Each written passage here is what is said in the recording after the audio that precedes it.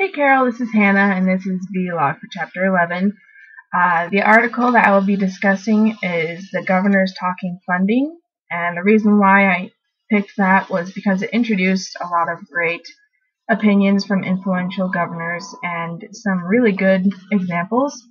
For instance, when discussing the Common Core program, which is suggested in this article, it gave many opinions, such as when Nikki Haley, the South Carolina governor, she stated that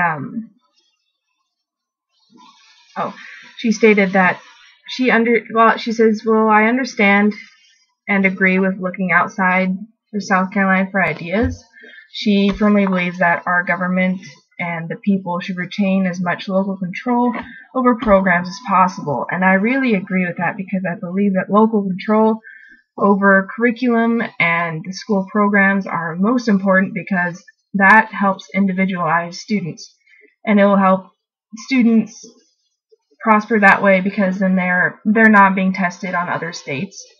And I also think that Governor Dave Heineman, he also stated something similar and gave me a new perspective of federal government or federal funding. He said that, and this is quote, he said, "We appreciate the funding, but there should be as few strings attached as possible." And that was really interesting to me, because it gave me a new perspective on how to look at federal funding, and the fact that he says there's as few strings as possible, that really links it to how much control the federal funding will have, and the federal government will have over schools once they give you that federal funding. And like I said again, I agree with these two governors. With more funding becomes more government control.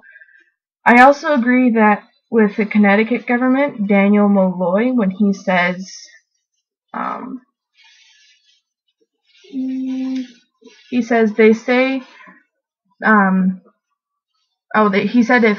I was the governor of some of those states, when he's talking about the states that accepted the Common Core, he said, I wouldn't want to have my kids compared on a test to other states. And that kind of just reinstates what I previously said about my opinion on federal funding, because it's like testing your students on another state's priority of testing, and it's not fair, because with each state has different standards, and I know you want to have each student to have a really broad influence or a really broad knowledge, but I like it when it's individualized. I think that's the best way to teach.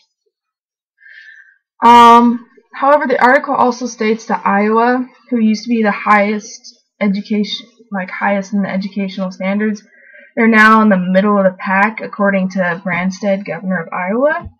He worries that if he doesn't make some changes and accept some reforms and policy changes, they might just continue to go on a downward spiral. And this is true. You can't stay stagnant, as he's put it, for long, and you have to change, and you have to keep competing.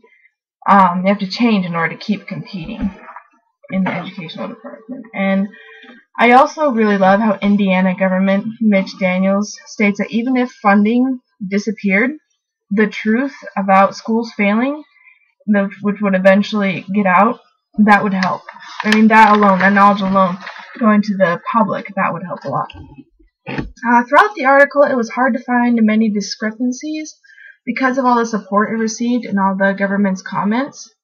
However, I do disagree with Daniels when he supported the tying teacher evaluation to student performance, because I think it's unfair. I don't think you should judge a teacher based on their students' performance. I mean, I know that sounds good, but you probably know as well as I do that some kids just don't do well because of different problems, and it may not be just because of the teacher.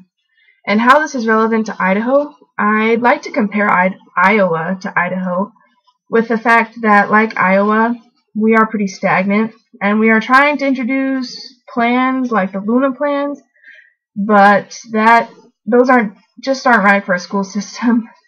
And I believe that just like Iowa, we are in serious needs of new reforms and improvements because we are being stubbornly stagnant. And there are reasons why we are staying stagnant, because we're a very democratic state. But anyway, that's a political rant. I also believe that Idaho should look over the Common Core program, yet despite the fact that I don't like the lack of control and curriculum control that we get from that program. But I believe that, like South Carolina, Idaho should look for new ideas. I mean, they should be open to new ideas, but I don't believe that we should fully accept it without reviewing it thoroughly. And so we can introduce some new reforms and improvements that way, just by getting more ideas from other states. And that is my vlog for chapter 11. Thanks for listening, and